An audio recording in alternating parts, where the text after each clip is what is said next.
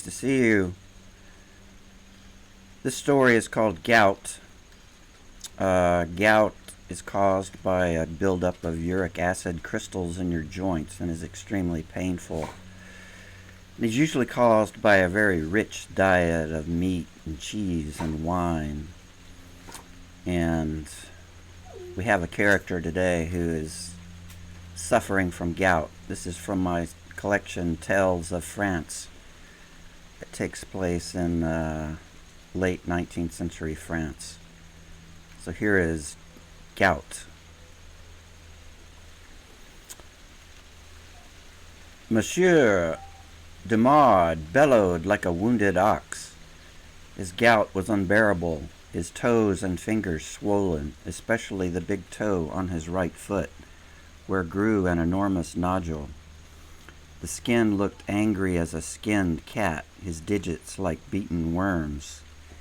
He lived in a 2-story house washed with white paint and decorated with green shutters, which often needed securing due to the wind from the ocean visible from the second floor.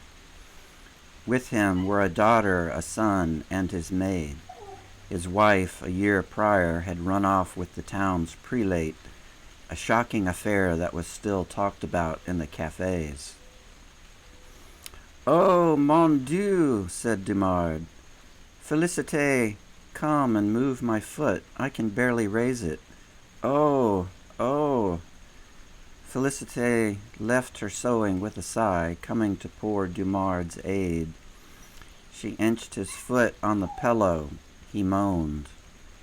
"Is that better, dear papa?" said Félicité. "Oh, it is, and it isn't. Oh, if you only knew how I suffer, but you are a comfort. Thank you, my dear." Dumard sat in a rolling chair with his foot on a pillow.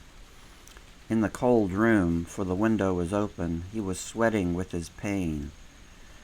When he could stand for a few moments, he appeared short and stooped at the waist, his spine aggravating him. His face seemed blistered during an attack, but was otherwise pasty. His black mutton chops standing out in stark relief. The look in his eyes was one of long suffering, but they could be merry when tasting a little veal and a sip of wine, which his doctor strictly forbade. Augustine sat in his room attempting to write, but his father's grunts and groans distracted him. He had failed his lawyer's exams and had decided to complete a life's work, a grandiose novel of the petty fisherman, his plights and mights, much to the consternation of his father. He had been able to sketch out the story, but lacked the willpower to launch into it. He scribbled a line and stopped, his father's cries setting him on edge. Like his father, he was fair-skinned with black hair, although curled like a girl's. At his wit's end, he opened his door and shouted into the hallway, "For God's sakes, Félicité, can you not do something for the poor old man?" He didn't wait for a reply and shut his door. He was chilly as well, but too lazy to chop the wood. "Oh, sweet Savior," said Dumard, "I am dying, it seems. Félicité, will you bring my salts? Perhaps that will help, or so the good doctor says." He lifted his hand and moved it to his lap, crying like a baby. Félicité brought him his draught and spooned it into his mouth. Dumard made a face like a weasel, wagging his tongue like a dog. "Thank you, my dear. What is for dinner? Do tell me, for I cannot stomach the idea of drinking another glass of milk." "Well," said Félicité, "Marjolaine has killed a hen, and there is some wild asparagus, and mushrooms, too." "Oh, dear, I can only have a bite of the chicken and no mushrooms. I do love mushrooms. What a terrible lot in life for me." "Papa, be brave. You were once a soldier. You've told me many stories of hardship." Félicité smoothed back his unruly black hair. "Oh, even my hair aches. What does God intend? I am gravely sore with him.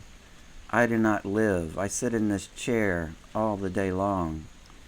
You cannot work, having to care for me, and Augustine has fallen from his heights to become a damned writer. What sin have I committed that has borne upon me these tragedies?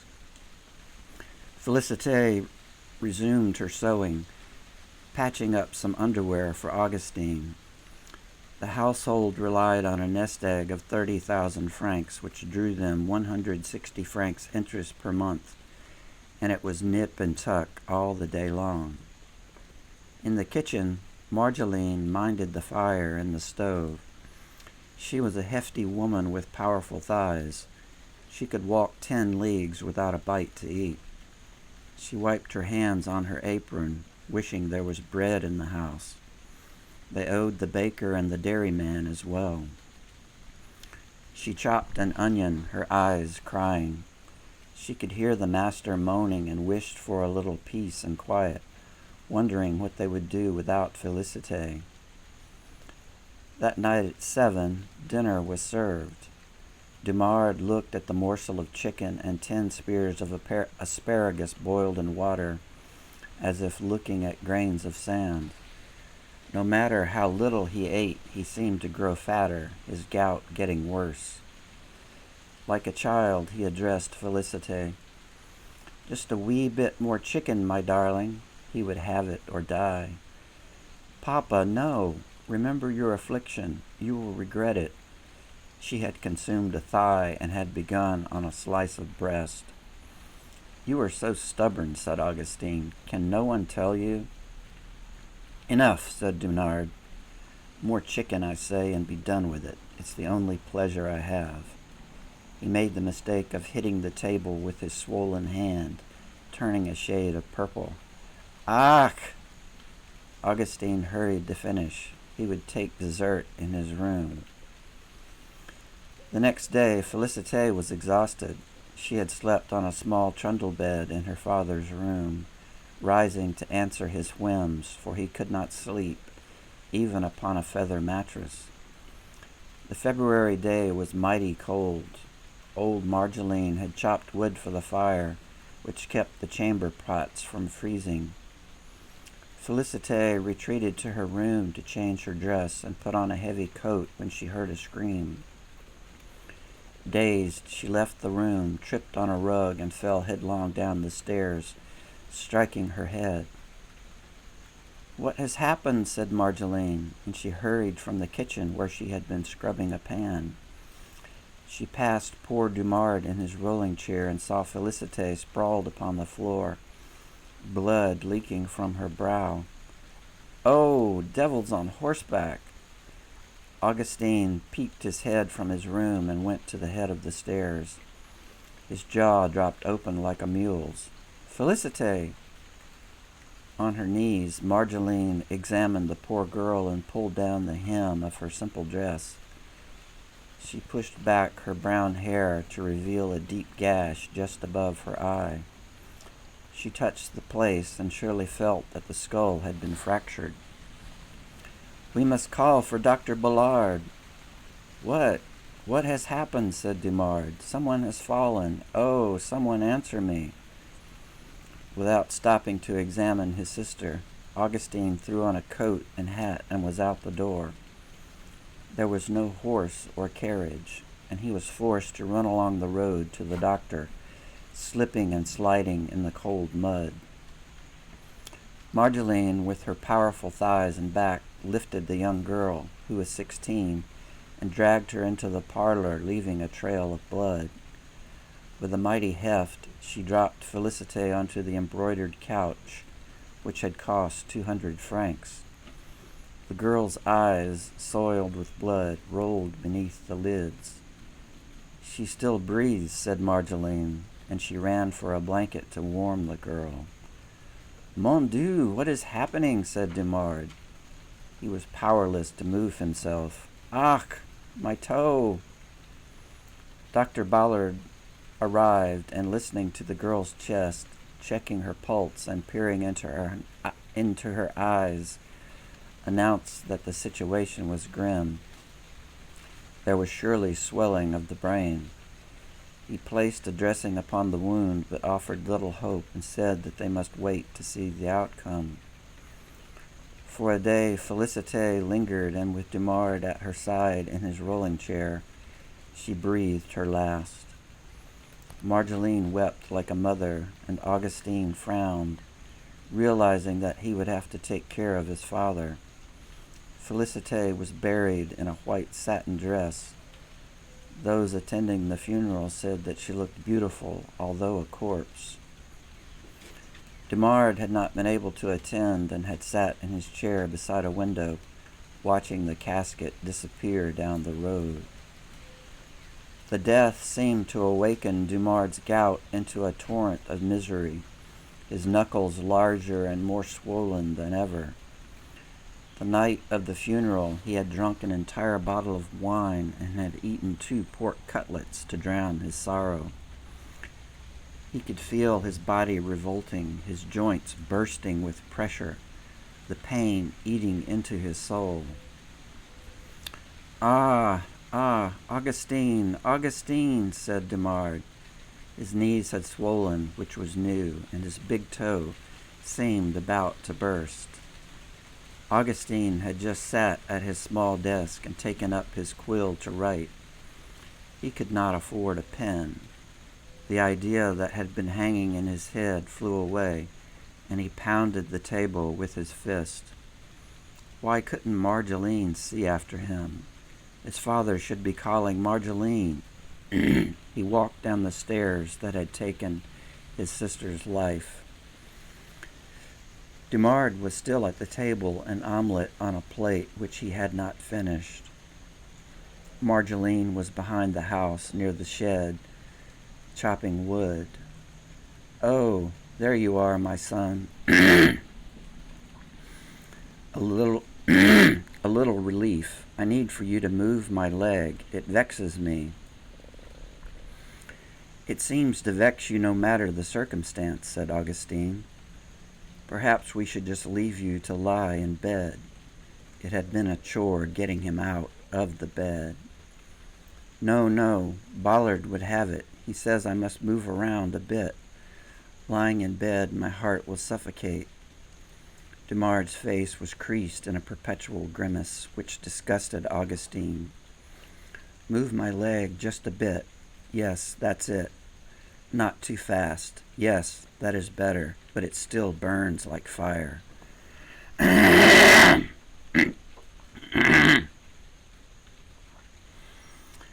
Excuse me.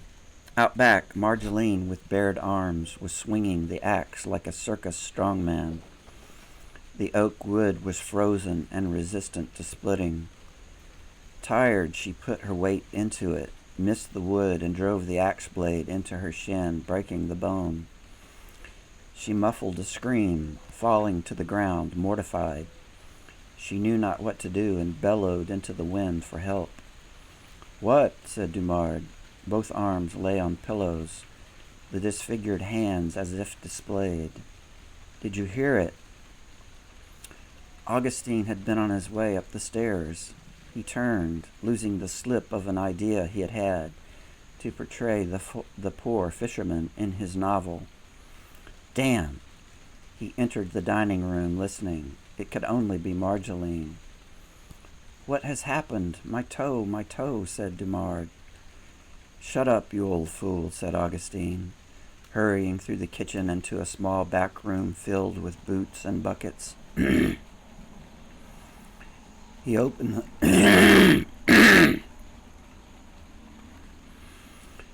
the door and saw Marjolaine lying on the ground, taking great gasps of cold air. With all his strength, he managed to lift Marjolaine onto her good leg and half carry her into the house, setting her on a kitchen chair with a straw bottom. He was incredulous. Oh, Augustine, son, someone speak to me, said Dumard, sweating like a rainstorm. Marjolaine, weeping, gave a mighty cough, her rudolent cheeks going pasty, and tumbled onto the stone floor. Without further ado, Augustine lay her upon her back and ran to fetch Bollard, ignoring the pleas of his father. running through mud, a brisk wind biting his face. Augustine soon came upon the doctor's house in the nearby village of Bresch, but he was not there, having been called to the birth of twins. Augustine waited for 2 hours in the doctor's front hall, sitting on a stiff wooden chair, trying to recall the plights of fishermen. The doctor soon arrived, and they were off in his little trap, pulled by a fine white horse. Into the house Dr. Ballard strode, Augustine taking his time, stomping his boots on the covered portico. "Mon Dieu!" cried Dumard. "Back again! What has happened?" Augustine entered the somewhat warm parlor and made his way to the kitchen from the hall to avoid his father. There he saw Ballard as he checked the eyes, the pulse, and put his ear to poor Marjolaine's mouth. "She is dead, no doubt an attack of the heart brought on by the injury," said Ballard. Augustine sank to his knees, his life in pieces before him. "Help!" cried Dumard. My knee, someone speak." The days dragged like an old coat. Augustine had put his father to bed, never to help him from it again. The old man bellowed and barked, demanding attention for his wounded joints, for his hand to be laid just so, for his knee to be lifted. Augustine was at his wit's end. He entered the bedroom with a slice of buttered bread and a glass of cider, and placed them upon a small table. "You are killing me, old man," said Augustine. "Your knee, your toe, your fingers. You look like a monster lying there." Dumard began to weep for his lost life, for his pain. "Oh, my son, do not abandon me. I am truly sorry for your troubles. Without you, I am helpless, like a newborn calf wallowing in the snow." Augustine had placed his books, quill, and paper upon the dining-room table, and returned there to try and edge out a coherent sentence or two. He had had ideas of interviewing an old fisherman, but that was out of the question. He called to mind the open boats, the sails, the nets. Most of the village fishermen were drunks, living from hand to mouth, but he wanted to capture the majesty of it all. "Augustine, I need to turn." Augustine ignored the plea, an image in his mind. All that he had were images that he scribbled. There was no story, and he grit his teeth. He wanted to hire a new maid, but there was not the money for it. Marjolaine had basically worked for free, being given room and board, and there was not another like her. "My son, do come." Augustine slammed his quill upon the table, breaking it and splattering ink. He wanted to strangle the old man. He rose and went into the icy bedroom, for the wood was not cut. His eyes glazed. He looked upon his miserable father. "What is it now? Your little finger? Does it ache? What, do you want a roast and a bottle of Bordeaux? Why am I living my life like this? What life do I have with your confounded gout? Were you not so fat, you would heal. Admit it. Ballard says so." "Oh, dear boy, you confound me. You are my flesh and blood. Do shift me from my back, just this once. I promise not to bother you again." His eyes watered like a seal's. A cold wind beat the house, rattling the shutters.